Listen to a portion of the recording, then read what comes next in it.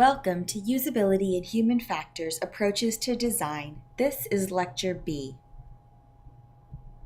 In today's lectures, our objectives include describing requirements analysis and cognitive task analysis, characterizing the role of prototypes in design, and describe the principles of participatory design. The lecture will focus on the role of prototypes. It is expected that you should be able to explain the difference between low fidelity and high fidelity prototypes, and when it would be appropriate to use one versus the other. Requirements are a set of activities that are undertaken prior to the design process or early in the design cycle. Requirements can be defined in the following ways: an explanation of what the system should be or should do, which is very basic to the design process. Requirements may be in the form of documentation of needs in order to communicate between everyone involved in system development. They also reflect a set of goals that define objectives for design. We can also answer the question of what are we trying to achieve? There are basically two aims. The first is to identify needs so that the system can support the user's goals. The second is to produce a set of stable requirements that can be moved forward into the design activity.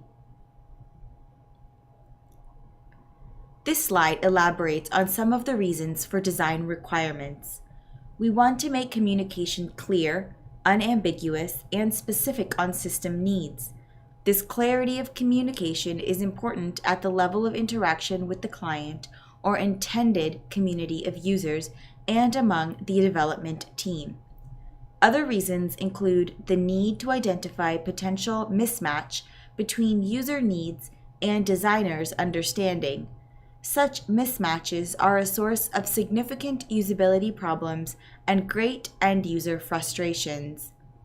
Although requirements engineering can be time-intensive, it can save significant amounts of time, effort, and costs downstream. Once you are well into the development cycle or once a product is finished, changes to it are far more costly.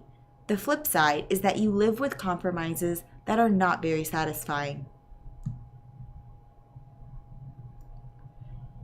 Generating scenarios of use are useful for understanding the ways in which systems can be used and how they will interact with the user. A use case in software engineering is a description of a system's behavior as it responds to a request that originates from outside of that system. Usability.gov describes a use case this way. It outlines from a user's point of view a system's behavior as it responds to a request. Each use case is represented as a sequence of simple steps, beginning with a user's goal and ending when that goal is fulfilled. Use cases add value because they help explain how the system should behave, and in the process, they also help brainstorm what could go wrong. They provide a list of goals, and this list can be used to establish the cost and complexity of the system. Project teams can then negotiate which functions become requirements and are built. The use case method is used to capture a system's behavioral requirements by detailing scenario-driven threads through the functional requirements. Clinical information systems include tasks of data retrieval and entry, requesting laboratory tests or X-rays, billing for services, and so forth. Task analysis names a family of methods which details how something is accomplished, typically in a work setting. Identifying the tasks a system will support and how it will do so are important aspects of design. Cognitive task analysis, CTA, is a task analytic method for describing knowledge and strategies required for task performance. Every task can be broken down into subtasks and further decomposed into particular steps, which may be behavioral or cognitive and involve an inference or conclusion. We will illustrate such an analysis in a minute. The objective is to yield information about the knowledge, thought process, and goal structures that underlie observable task performance. This is best illustrated in terms of a relatively simple and familiar task of getting cash from an automatic teller machine or ATM. We can start by defining a set of steps and conditions that are needed to satisfy the steps. They are expressed as procedures or if-then statements. If one follows these procedures in sequence, then the goal of securing cash should be achieved. The first procedure merely indicates that an ATM is available. Then one's card should be inserted in the appropriate slot. These are a relatively simple set of procedures, but tasks may involve many more steps. Breaking down a task into steps or procedures is very helpful in understanding its complexity. This slide and the next show a walkthrough analysis of securing cash from an ATM. In this method, we code goals, actions, and system responses. If we are designing a system, we would have to anticipate the system response. Goals can be further divided into sub-goals. The analysis includes 7 actions and requires traversing 7 distinct screens. In this case, each system response brings up another screen. It's useful to walk through this exercise on your own, or think through an analysis of another ATM task, such as depositing a check or paying one's credit card. Prototypes are an embodiment of a set of design concepts. It is central to all design disciplines. It is an artifact used to facilitate team communication and is used to communicate to stakeholders and end users. Prototypes can be used to answer questions and support designers in choosing between alternative conceptualizations. Prototypes can be subjected to usability evaluation and contribute to iterative design. We can distinguish between low-fidelity prototypes, which may be a pencil and paper mock-up, to high-fidelity ones, which may embody many of the same functions in a particular interface. Prototype displays and/or functions can be expressed as storyboards. Low-fidelity prototypes can be produced quickly and cheaply. They can be used to elicit user participation.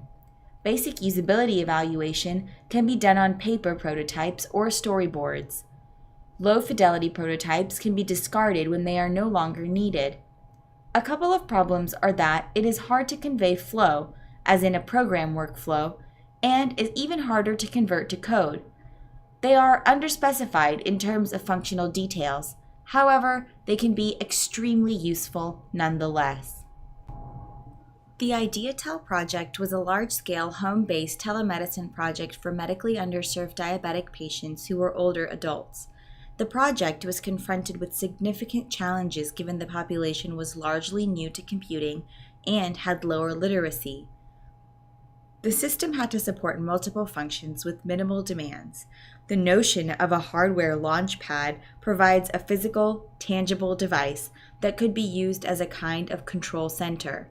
For example, users could hit the green button to connect via video to a nurse, hit the yellow button to their blood glucose values, and access the web by pressing the blue button.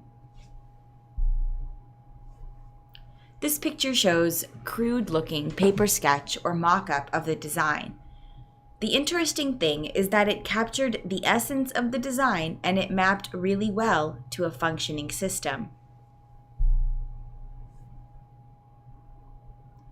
This is a high-fidelity mock-up prototype of a nascent system designed for scientists working in the field of autism. This system is a collaborative effort between the Simons Foundation and Prometheus Research. The tool provides users with access to a large database with extensive phenotypic and genomic information on autistic children and families.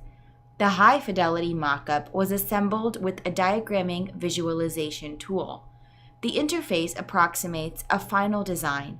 The screen is partitioned into areas that support different functionality. It anticipates the structure of user interaction, dialogue, and mirrors the workflow on paper. The prototype mock-up design was informed by usability testing and requirements analysis on related projects. PicDiv Plastic Interface for Collaborative Technology Initiative through Video Exploration, is a participatory design technique for eliciting ideas. It is done with paper on different colors, scissors, pens, and post-it notes. It is a very useful low-cost approach for generating design concepts and trying to map various system functions on a display or set of displays. High-fidelity prototyping involves the use of software to design a system that manifests some degree of functionality and interactivity.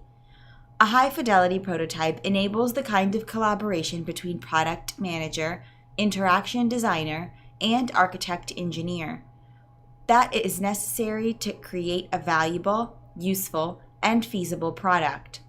The prototype may be nothing more than interim work product to be discarded when no longer needed, or it may actually be reused by software engineers. This table is rather self-explanatory. There are clear advantages to low-fidelity prototyping, such as low costs and the ability to do multiple designs. The disadvantages include the lack of detailed specifications to be used in design and navigational limitations. High-fidelity prototypes more closely resemble a final product and can offer a glimpse into system functionality. On the other hand, it involves an expensive and time-consuming process. Participatory design extends the concept of user-centered design towards fully engaging users and other stakeholders, e.g., management, in the design process. This means more than the soliciting opinions or using users to evaluate a product. Historically, participatory design, which is rooted in Scandinavian design movement, embraces the philosophy of democratization and empowerment. A core concept is that every stakeholder has a voice, not just the people who hold positions of power. There is a recognition that the use of products stretch beyond their conventional or intended range of application. Workers are a prime source of innovation and can learn much by observing their practices. Systems do not merely refer to what is contained in a computer box or even in a wired network of such boxes. Rather, systems are networks of people, practices, and technology embedded in particular organizational contexts. Designers who embrace this philosophy also view technology as a means to improve the lives of workers. For example, it could reduce tedium associated with work tasks, design new opportunities for exercising creativity, and allow for increased worker control over work content. We are going to discuss a case study in participatory design. This involves an application known as SISOM. It's an application developed by Dr. Cornelia Ruland and colleagues in Oslo, Norway. It is designed to support children with cancer, giving them a voice to express their problems. Childhood cancer is associated with multiple physical, psychosocial, and behavioral symptoms and problems. Treatment usually involves multiple hospitalizations and interference with the child's normal development. Children are particularly vulnerable because they lack the personal resources or life experience to cope with the illness and have limited verbal skills to communicate their problems that therefore are often underdiagnosed and undertreated. As a result, Ruland and colleagues developed a communication tool to help children with cancer ages 7 through 12 communicate their symptoms and problems, thereby giving them a voice. It also improved communication between the child, parents, and healthcare providers while assisting healthcare providers in individually tailored patient care. Developing an application for seriously ill children poses a number of specific design challenges. Children have different perceptions of the world than adults. Smaller children cannot read fluently.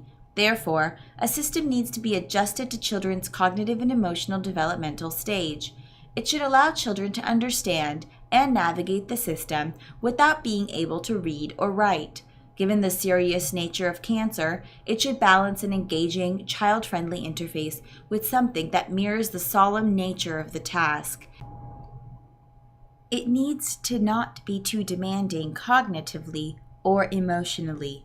It should also provide a sense of mastery and accomplishment.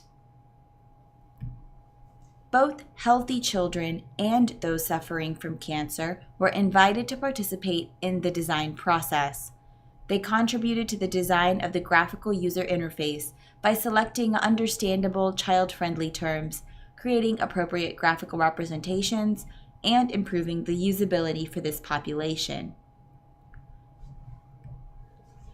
The healthy children were recruited from a local school for sessions that lasted 2 hours.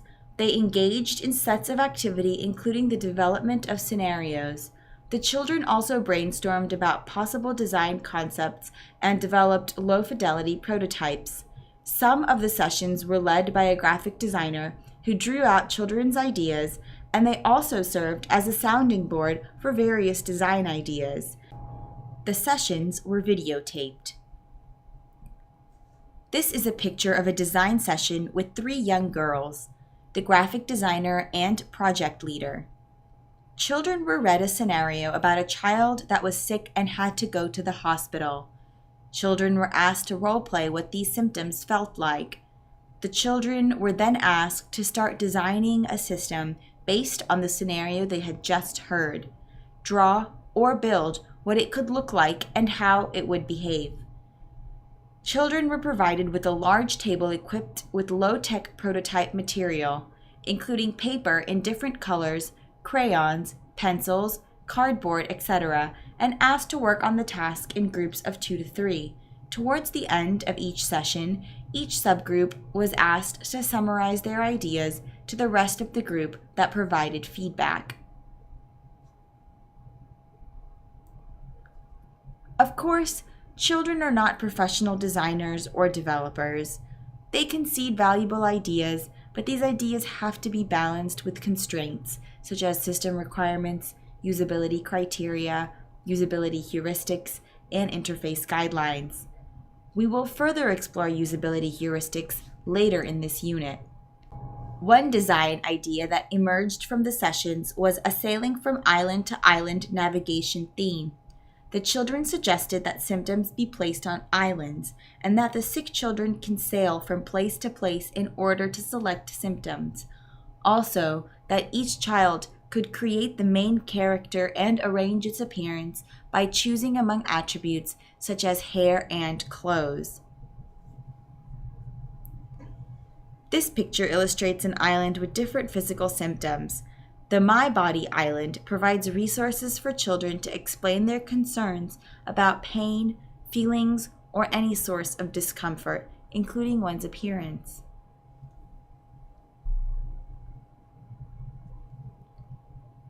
Children were encouraged to use a pencil to paint on the body where it hurts, bleeds, or itches. If they select pain and discomfort, they can select either bleeding and bruises, hurting, or itching. Using the paintbrush, they can identify the specific locations on their body which are bothering them.